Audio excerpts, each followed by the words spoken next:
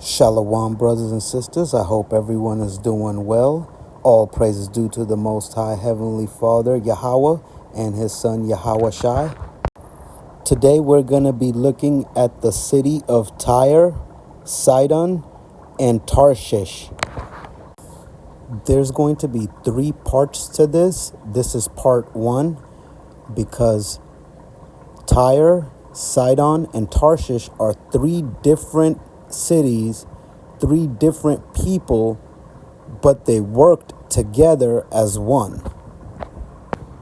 Today on part 1, we are going to start off with Tarshish.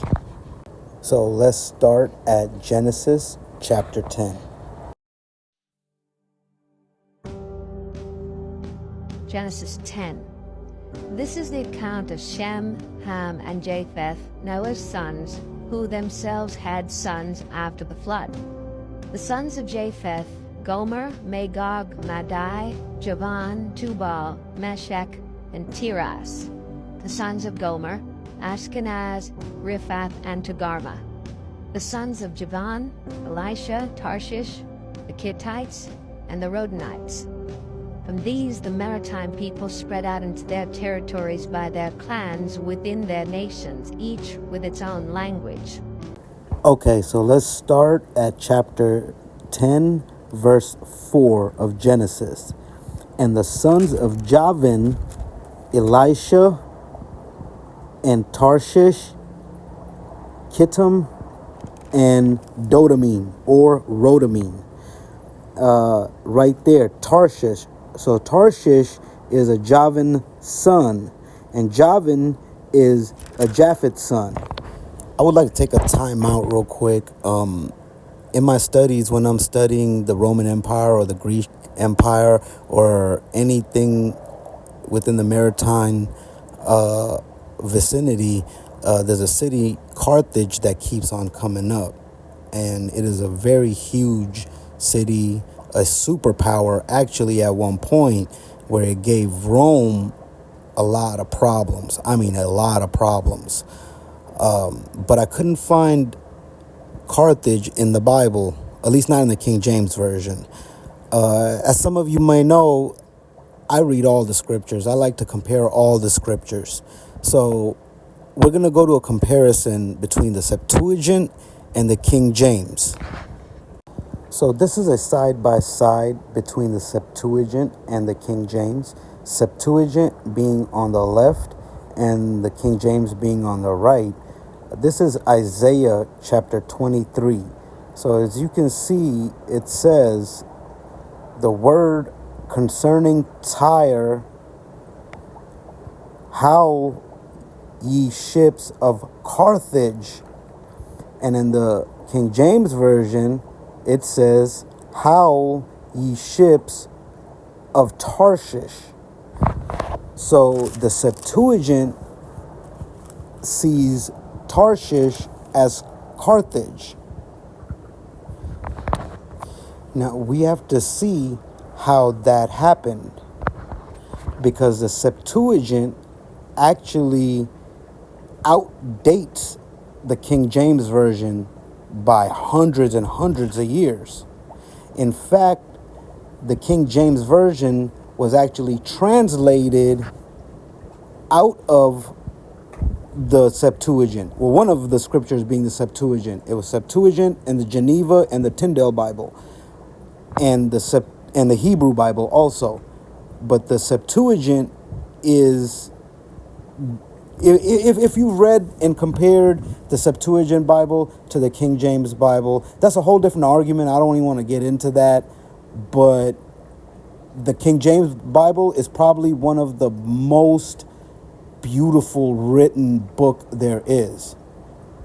But the Septuagint Bible is probably the most accurate there is.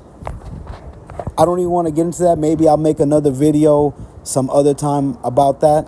But in this, we're looking at Tarshish. And so the Septuagint sees Tarshish as Carthage.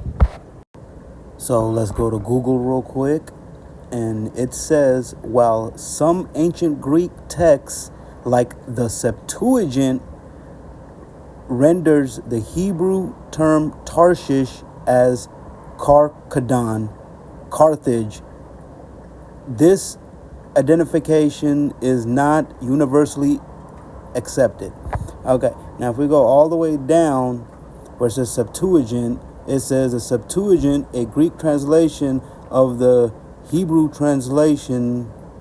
Bible translation, Tarshish as Carchedon, Carthage, in Isaiah 23.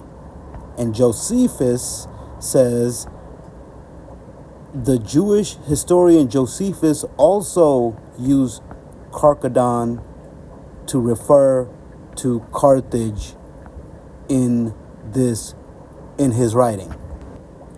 This is the historian Josephus, and he lived approximately from 37 CE, which is AD, to 100 AD. So he wasn't too far away from Carthage. I think Carthage, let's see when Carthage was destroyed. Right here it says Carthage was destroyed in 146 BC. So give or take 100, 150 years, he's apart. So he knew what Carthage was, he knew what Tarshish was. And he specifically put Tarshish as Carchedon. And Carchedon in English translates to Carthage. This is Google Translate, English to Greek, Carthage, Carchedon. Spelling is a little different, but it's the same. Instead of a K, they have a C in the middle, CH, instead of KH, and they have an I and an A in the end. But it's the same thing. That's the spell. That's how they spell it now. That's how they spelled it later, or before. But it's the same thing, as you can see. So the Septuagint and Josephus, and as you can see, even from the English to the Greek translation. Now let's see where Carthage is, or Tarshish is. This is a map of northern Africa, and it's from 1832, I believe. We're gonna go and zoom in and see where Carthage is. If we go to the top right corner, you see Carthago, or Carthage. And Carthage was a huge maritime power. I mean, absolutely humongous in their heyday. They were a superpower. They gave Rome a complete run for their money. This map is for sale. I don't have, this is not my account, nothing like that. I just went on eBay, going through, I seen this map, and, relatively it's pretty cheap, like $22.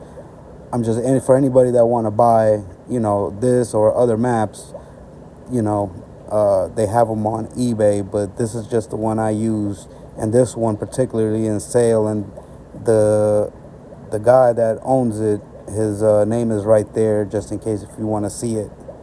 Carthage built one of the most advanced ports of the ancient world. Hidden behind high walls, it was divided into two sections, a rectangular commercial harbour connected to the sea by a 20-metre wide channel that could be closed with iron chains. It featured warehouses and docks for fast loading and unloading. Deeper within stood a circular military harbour, a masterpiece of naval engineering. Along its perimeter were 140 berths. Inside, 30 more docks were arranged around a central island. In total, the harbour could shelter 220 warships, the most powerful of their time.